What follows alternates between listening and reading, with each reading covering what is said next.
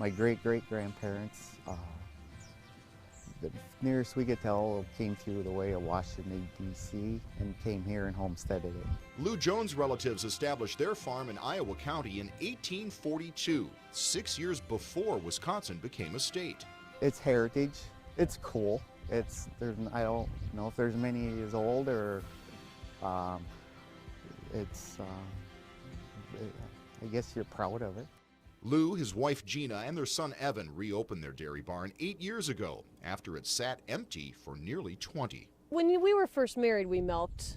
Yeah. And at times were tough. That was in the early 80s, and it was tough, and so we both went to work.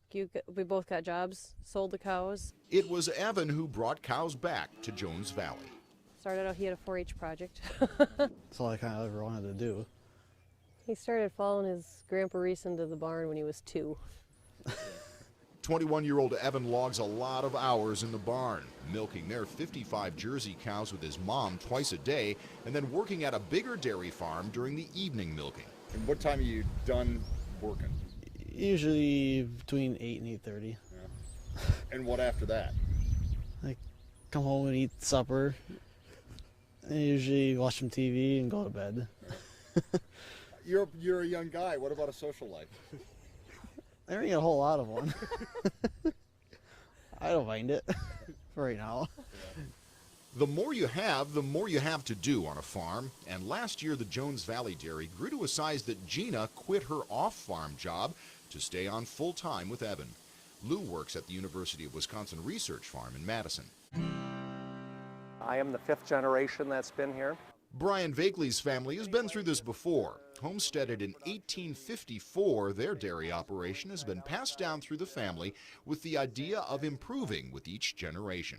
After I got back from college and decided that this is what I wanted as a career, we decided the next expansion step at that time, taking what I had learned from the university and made changes. And that said, with my son, that's what we've talked about. When he graduates, if he does come back and make this a career, which he's talking about doing, at that point, then I will use what he has learned in school, and we will hopefully incorporate that technology to expand again. And that's how dairy farmers have to approach the future.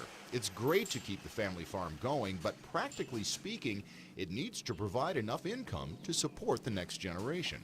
Now we're finding farming operations, dairy farms, that are trying to figure out, how can I add on some more cows, pick up that farm next door, so that when son or daughter decides they want to come home, we're ready. In 2012, there were 610 fewer dairy herds in Wisconsin than the year before, according to the USDA.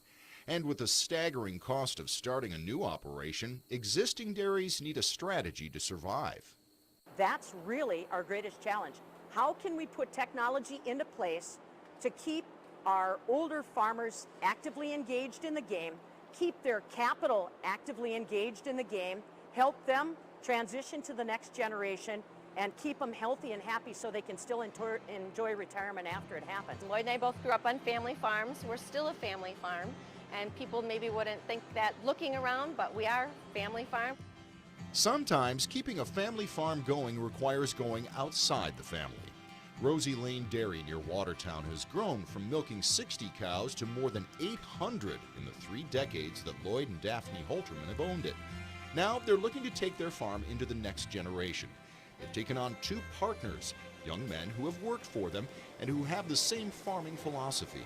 We have to adapt to things that are changing, and that stuff, the reason we adapt to it is it's more efficient, more productive.